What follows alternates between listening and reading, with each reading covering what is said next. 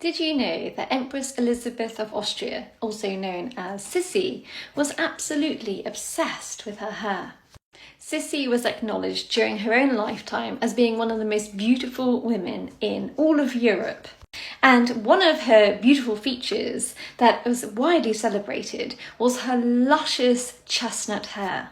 Elizabeth's hair was basically her crowning glory. It was so long, thick and luscious that it could basically envelop her as though it were a cloak.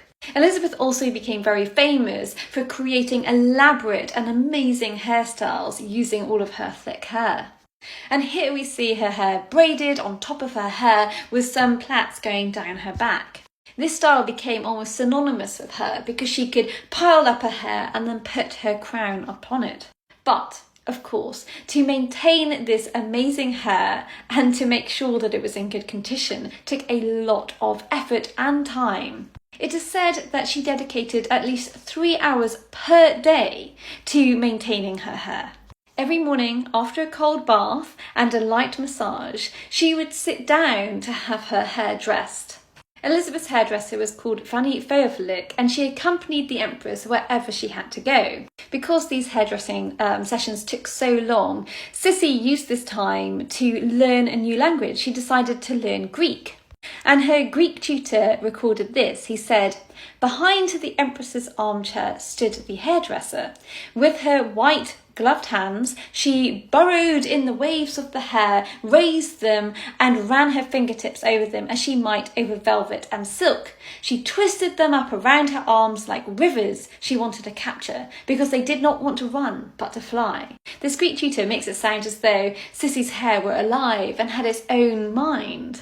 And then after all of that, once the hair was ready to go, the hairdresser had to go before Empress Sisi with a silver bowl, and on that silver bowl were any of the hairs that had been pulled out or had fallen out during the hairdressing process. Essentially, Empress Sisi was very upset if any of her hairs fell out because, of course, her hair was part of her identity. Because Elizabeth became quite upset if any of her hairs had fallen out, her hairdresser began to hide them away so that there was no drama and no upset. Eventually, Sisi became so worried for her hair that she forbade anyone from touching it, and she also wouldn't be seen at any royal functions without her hairdresser to do her hair. And an interesting fact is that her hairdresser, so Fanny, was given a huge salary, something akin to that of a university professor.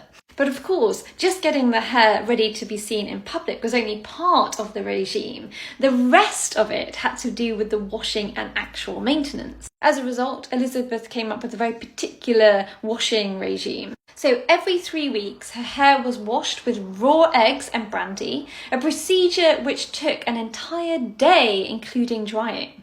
And then apparently, according to contemporary accounts, after washing her hair, the Empress would don a long waterproof silk dressing gown and walk up and down until her hair dried. And of course, because Sisi's hair was so long, it was incredibly heavy, and she would often get long and painful headaches as a result. Really, it is quite sad because at this time, Sisi was valued for her beauty. She was valued for producing heirs. And so, as she said herself, "I am a slave to my hair."